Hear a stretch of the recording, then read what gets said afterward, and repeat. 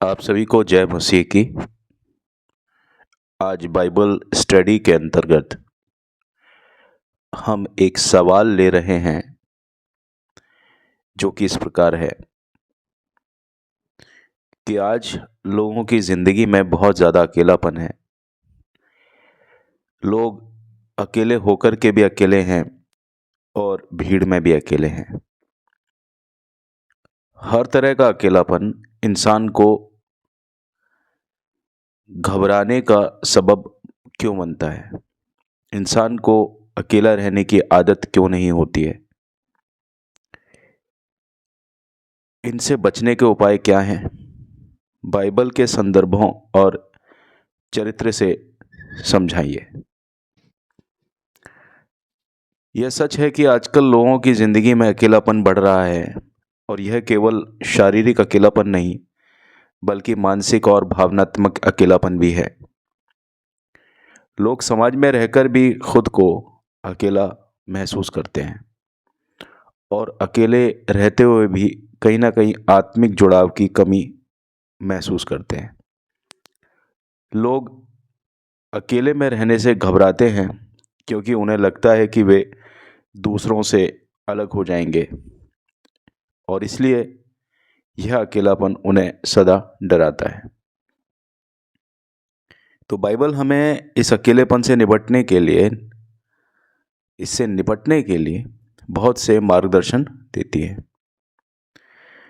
ईश्वर के साथ संबंध, अगर हम इस संदर्भ की बात करें तो मत्ती की पुस्तक 28 में पद संख्या 20 में यह उद्धृत है कि यीशु ने कहा, मैं तुमसे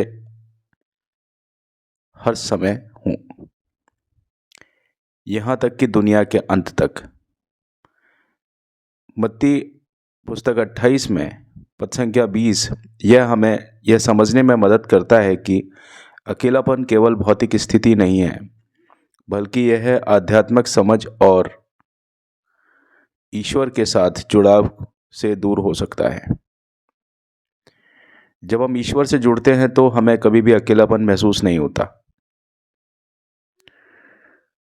हिब्रियों 10 में पद संख्या 24 और 25 के अनुसार, और एक दूसरे को प्रोत्साहित करने में तत्पर रहो जैसा तुम देख रहे हो कि वह दिन निकट है। तो हिब्रियों 10 पद संख्या 24 और 25 यह शास्त्र हमें बताता है कि समाज में जुड़ाव और दूसरों से संवाद यानी बातचीत कितनी ज़्यादा महत्वपूर्ण है। एक दूसरे के साथ संबंध बनाकर हम अकेलेपन से निपट सकते हैं और जीवन में संतुलन स्थापित कर सकते हैं। यूहन्ना 4 में पद संख्या 6 से पद संख्या 26 में भी ऐसा ही कुछ उद्धृत है। यीशु ने एक महिला से मुलाकात की जो अकेली थी और समाज से बहिष्कृत थी। समाज ने उन्हें दूर कर दिया था खुद से। तो यीशु ने उन्हें सम्मान दिया, उस औरत को सम्मान दिया, उससे बात की।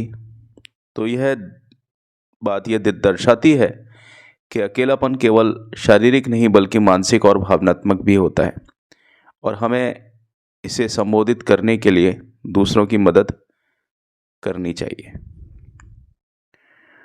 रोमियो की पुस्तक 8 में पद संख्या 38 और 39, क्योंकि मैं विश्वास करता हूँ कि न तो मृत्यु, न जीवन, न स्वर्गदूत, न प्रजा, न वर्तमान, न भविष्य, न शक्तियाँ, न ऊंचाई, न गहराई और न कोई अन्य सृष्टि हमें परमेश्वर के प्रेम से अलग कर सकेगी जो हमारे प्रभु यीशु मसीह में है। रोमियो 8 में पद संख्या 38 और 39 यह हमें विश्वास दिलाती हैं कि परमेश्वर का प्रेम कभी भी हमें अकेला नहीं छोड़ेगा।